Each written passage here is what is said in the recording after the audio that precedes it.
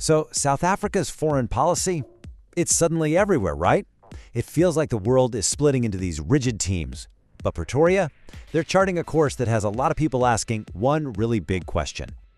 So let's just dive right in. We're going to explore exactly why South Africa is refusing to, choose a side.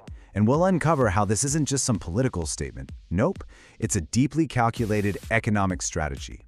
Because what's happening here is a really fascinating test case. As the pressure to pick a team just keeps getting stronger, South Africa is making a big bet. A bet that the most valuable position might just be right there in the middle. All right, first up, let's talk about what triggered this latest wave of attention. While the policy itself isn't exactly new, the circumstances around it, yeah, those definitely are. You've probably seen the headlines. A lot of the recent focus has been on South Africa's sustained diplomatic and economic ties with Iran, and that has put its whole independent, non-aligned stance right back under the microscope, especially from Washington's point of view. Look, South Africa has maintained an independent foreign policy for a long time, so that part isn't new. What is new is the intensity of the pressure to just fall in line. And in this environment, Pretoria isn't just staying neutral, it's actively forging a completely different path. But here's the thing, this goes so much deeper than diplomacy. What looks like a political stance on the surface is actually a very carefully constructed economic strategy. So, let's be super clear about what we mean by non-alignment here. This isn't about being passive or just sitting on the sidelines. Not at all. It's an active, deliberate policy of strategic diversification, and it's all designed to make sure the country isn't economically beholden to any single power. The plan is basically to maintain relationships across all these geopolitical divides. This keeps their trade options open, it creates more choices for where they get their energy, and, this is a big one, it gives them a foothold in financial systems outside of the traditional Western-led framework. At the end of the day, every single one of these pillars is designed for one thing: to decrease dependency. Now, South Africa isn't trying to do this all on its own. It has a pretty powerful platform to help make this vision a reality.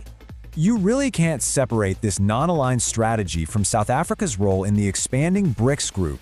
The alliance is actively building these parallel structures. We're talking everything from development financing to alternative payment systems to give members like South Africa real options outside of the established order. And this all fits into a much bigger picture. South Africa's strategy is both contributing to and benefiting from a major global shift.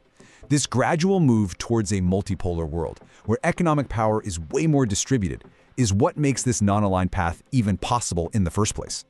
But, and this is a huge but, this strategy is a high-stakes gamble.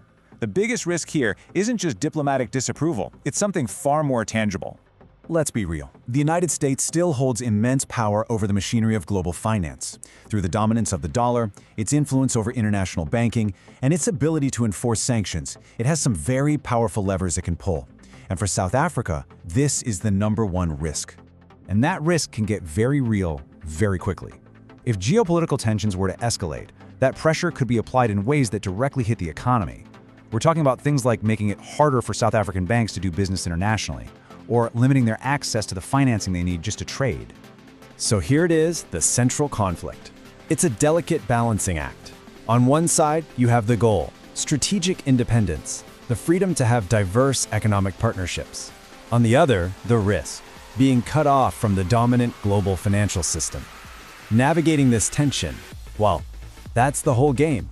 And this one sentence just perfectly captures the tightrope that South African policymakers have to walk every single day. It is the defining challenge of this entire strategy. So if the risks are that high, what does success even look like? Let's explore how this policy, if they can pull it off, could actually become a major competitive advantage. A strategy is only as good as its execution. To make this work, South Africa has to actively build up its defenses. This means strengthening its own financial systems, deepening trade within the BRICS bloc using new mechanisms, and making sure the rules are crystal clear so foreign investors don't get scared away by all the uncertainty. Now, if they get this right, the signal it sends to global capital is incredibly powerful. Instead of being seen as risky, South Africa could be viewed as a unique gateway, a stable hub that can connect different economic worlds and offer access to these new financial systems. And that right there is the ultimate prize. to attract a whole new class of investors who aren't looking to bet on one side or the other, but who are specifically looking for markets that offer flexibility and strategic options in a world that just keeps getting more fragmented. So in the end, this isn't about avoiding alignment at all. It's really a deliberate attempt to redefine what alignment even means in the 21st century. It's about moving away from loyalty to a single bloc and towards a more flexible portfolio of partnerships. And that leaves us with one final thought to chew on. As the old global order continues to shift and fragment, South Africa's big bet forces us all to ask, could this kind of strategic independence actually become the single most valuable asset a nation can have?